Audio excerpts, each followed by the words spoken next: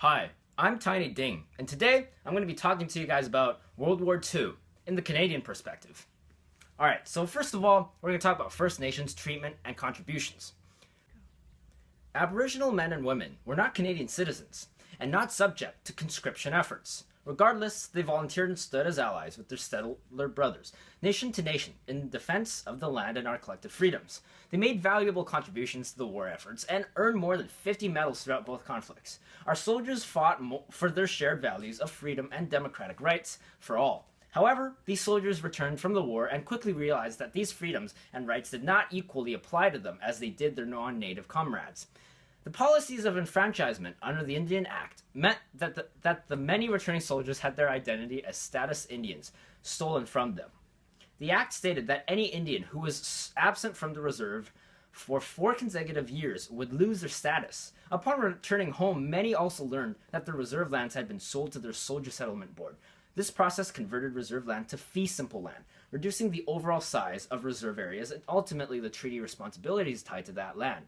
It also enabled the purchasing of land within the reserves by non-natives, further encroaching on traditional territories. In the face of the hundreds of First Nations soldiers who gave their lives defending freedom and civil liberties, Canada continued forward with policies of discrimination, assimilation, and oppression. Okay, so now we're going to talk about women at home and at the front. During both the First and the Second World Wars, women organized for home defense, outfitting themselves in uniforms and training in rifle shooting and military drill. The first 2 women's services were created as auxiliaries to the Air Force and the Army in 1941. Some 50,000 Canadian women eventually enlisted in the Air Force, and Army and Navy. While the Royal Canadian Air Force Women's Division members were initially trained for clerical, administrative, and support roles, they eventually came to work as parachute riggers, laboratory assistants, and within electrical and mechanical trades. Conscription crisis. Even though Mackenzie King had promised there would be no conscription, the speech with which the Germans occupied Europe in 1940 stunned the Canadians.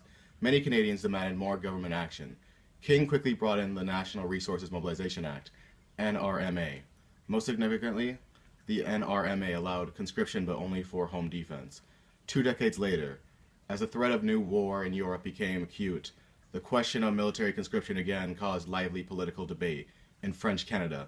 The federal Liberals, sensitive to strong Francophone feelings on this issue, repeatedly pledged not to resort to compulsory enlistment for overseas military service. War broke out in September 1939, and by the spring of 1940, the government had adopted the National Resource Mobilization Act, providing for enlistment only for home defense. Registration took place almost without incident, except for the public opposition of Montreal. So what did Canada do at home? Well, the Canadians who stayed at home were just as important at winning the war as were the actions of the armed forces. Canadian factories were producing more goods than ever before, and there were a shortage of labor and serious shortage of single women that were in high demand as factory workers, as they often had limited family obligations and could work long hours. On May 1st, 1947, the Mackenzie King government issued the guidelines for its new immigration policy. The economy was booming and new workers were needed to meet the demands of expansion of industry and growth across the country. The new policy was directed towards immigrants who could be easily assimilated in either the French or the English communities across the country. The main source of the new immigrants were targeted generally from US, Britain, Northwest Europeans. These immigrants would not upset the balance across Canada and were actively recruited. Now, on the other hand, the Japanese were quite discriminated during this time because of the war going on. So what happened to Canada's economy during World War II?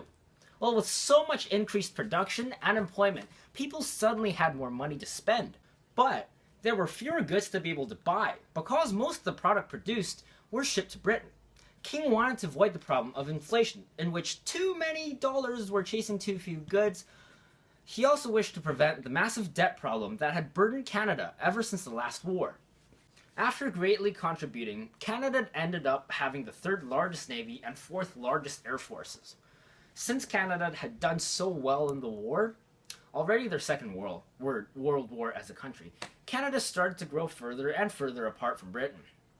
There were a feeling of great sense of pride and a more patriotic nation overall and on its own. And so this sparked the development of a new country and something that's a lot more independent. Canadians everywhere no longer saw themselves as British, Scottish, or American. They were Canadian. Some important figures and leaders to consider were Bert Hofmeister, Mackenzie King, Adolf Hitler, and Guy Simons. So Mackenzie King was the Prime Minister of Canada during the war. Harry Crayar was a general and the de facto commander of the Canadian military during the war. And Guy Simons was an army officer who commanded the 2nd Canadian Corps.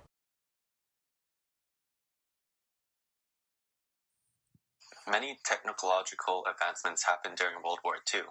New equipment and vehicles were seen in the battlefield, and both the Axis and Allies competed to have the best technology. The German army created V-2 rockets, which was the first long-range ballistic missile with a range of 200 miles. It was used to destroy Allied cities. The Panzer tanks were one of Germany's most effectively used land weapons. Panzer tanks were bigger, faster, and stronger than most other countries, besides Russia, where Hitler discovered his tanks were not quite as effective as Russia's tanks when he invaded Russia. Hitler then put a lot more effort into engineering his Panzer tanks, since they allowed his army to capture land extremely quickly using his blitzkrieg tactics. It involved Panzer tanks pushing through enemy lines, allowing soldiers and smaller vehicles to follow behind. It allowed his army to expand its territory extremely quickly, and it was one of Hitler's most successful achievements. Lastly is the invention of penicillin, which was created during the war to fight infections that were caused by unhealthy bacteria in the body. Penicillin became commonly used as doctors found out it could cure pneumonia, syphilis, and other forms of bacteria.